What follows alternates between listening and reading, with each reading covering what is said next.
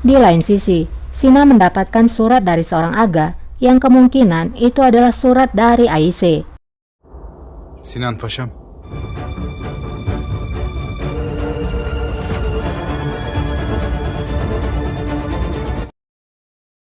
Kita beralih dulu ke penjara. Di dalam penjara, Renjo telah diikat dan disiksa oleh Mustafa dan Kemenkes. Mustafa berkata, "Kami tahu bahwa kamu adalah kesatria dari Yerusalem. Jalan satu-satunya kamu bisa keluar hidup-hidup adalah dengan berbicara.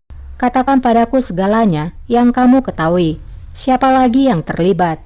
Kemenkes juga berbicara, "Siapa pengkhianat yang berada di antara kami?" Namun Lorenzo hanya diam saja. Kim?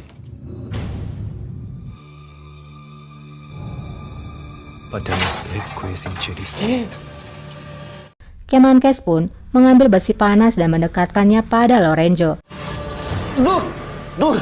Lorenzo pun berkata, "Tunggu, aku akan mengatakan padamu segalanya." Mustafa berkata, "Kamu membuat keputusan yang baik, Bapak. Sekarang beritahukan padaku siapa pengkhianat itu." Lorenzo pun menjawab, "Aku akan memberitahukannya, tapi aku memiliki satu permintaan." Apakah Lorenzo akan benar-benar berterus terang mengatakan segalanya? Kita beralih dulu kepada Raja. Raja dan Pangeran Bayezid sedang berbicara. Raja berkata, "Pauslah penyebab kerusuhan yang terjadi. Mereka gagal di dalam medan pertempuran. Jadi sekarang mereka berbalik dan ingin melawanku." Pangeran Bayezid pun menjawab, "Tapi mereka telah gagal. Kita akan mengalahkan mereka bersama." Raja pun menjawab, "Aku harap demikian, Bayezid. Kamu mengatakan bahwa kamu ingin mengatakan sesuatu padaku. Kamu terlihat bersedih. Ada apa?" Bayezid pun menjawab, "Aku mendapatkan surat dari ibuku. Dia dalam keadaan sakit. Jika kamu mengizinkan, aku akan pergi melihat ibuku." Namun Raja menjawab, "Kamu tidak bisa pergi. Aku tidak akan membiarkan hal itu terjadi." Ben mümkün değil Bayezid. Buna izin veremem. Bayezid pun hanya bisa terdiam mendengar keputusan itu. Raja lalu memandang Bayezid dan berkata lagi, "Tapi ibumu bisa datang kemari." Betapa senangnya Bayezid mendengar keputusan Raja. Ia langsung memeluk Raja dan mengucapkan terima kasih. Sağ olun. Tidak lama, Mustafa pun datang. Raja pun bertanya, "Apakah Lorenzo telah bicara?" Mustafa menjawab, "Dia akan bicara, tapi dia mengatakan dia akan bicara hanya denganmu." Konuşurmuş. Kita beralih dulu ke sisi lain.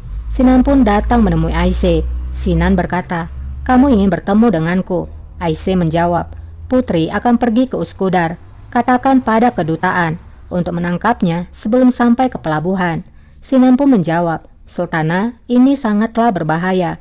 Jika Raja mengetahuinya, maka kita akan dalam bahaya. Apakah Qasem Sultan mengetahuinya?" Ayşe pun menjawab, "Tentu saja dia tahu. Apakah aku akan melakukan sesuatu seperti ini tanpa pengetahuan dari Valide Sultan?" Sinan pun akhirnya mematuhi perintah itu, yang sebenarnya adalah keinginan Ayşe untuk menyingkirkan sang putri.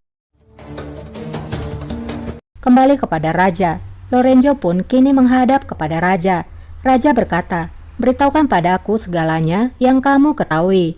Lorenzo pun menjawab, "Rajaku, Kekaisaran Ottoman adalah kekaisaran yang hebat, tetapi bisa lebih hebat lagi jika kamu menginginkannya.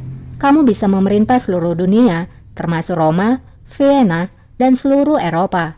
Kamu bisa mendapatkannya tanpa pertumpahan darah dan tanpa bertarung." Raja pun menjawab, "Sekarang kamu menarik minatku. Bagaimana ini bisa terjadi?"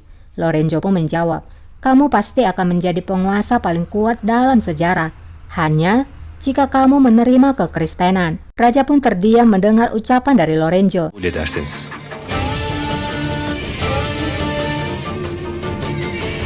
Kita beralih dulu ke sisi lain. Lalejar datang menemui Putri, kemudian ia menyampaikan bahwa keretanya telah siap. Putri pun menjawab, "Aku ingin bicara dengan Sultan Murad." Lalejar menjawab, "Raja telah meninggalkan istana." Setelah menyampaikan hal itu, Lalejar pun pergi meninggalkan Putri. Saraydan ayrıldılar. İçinde bir iş var madam. Putri pun berbicara pada Margaret. Ada sesuatu yang tidak beres sepertinya. Pertama, Atike Sultan mengatakan bahwa aku berada di sini. Kemudian, aku ditendang keluar dari istana. Sonra saraydan kovuluyorum. Kembali kepada raja. Raja pun berkata, "Bapak Lorenzo, apakah kamu serius? Kamu mengundangku ke Kristen. Apakah kamu sedang mengundang Khalifah Islam untuk ke Kristen?" Lorenzo menjawab, "Pikirkanlah itu. Cukup hanya menerima Alkitab dan menghormati Yesus.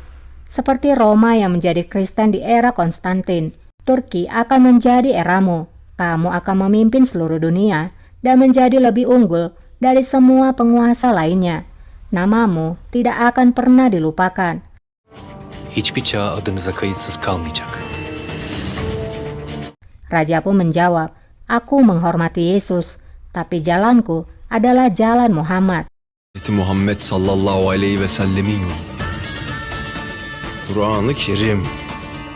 Dan Al-Quran adalah kompasku. Dan dunia, aku harap suatu hari kami akan menaklukkan semuanya. Di Santo Pierre dan di Santo Stefan, kami akan melakukan sholat di sana. Tapi kamu tidak akan pernah bisa melihatnya." Setelah mengatakan hal itu, inilah yang dilakukan oleh raja. Namaz kılacağız. Göremeyeceksin.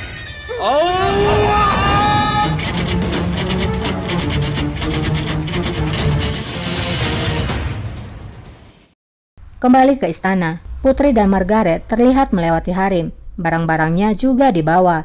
Kosen pun melihat kepergian Putri.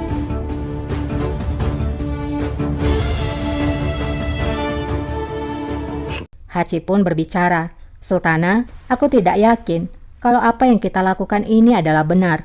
Aku bertanya-tanya bagaimana nanti raja akan bereaksi." Kosen pun menjawab, "Putraku memintaku untuk mengelola harem, dan aku akan mengelolanya." Ediyorum hocam. Bagaimana nasib putri selanjutnya? Apa yang akan dilakukan oleh raja terhadap ibunya? Sayangnya episode 32 telah berakhir.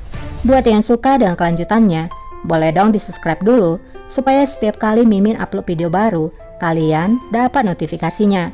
Buat yang sudah subscribe, terima kasih banyak ya. Buat yang komen dan like, juga terima kasih banyak. Mohon maaf bila ada penyampaian kata yang salah. Semoga Tuhan selalu melindungi kita semua. Buat yang lagi berjuang, tetap semangat ya. Sampai jumpa. Bye.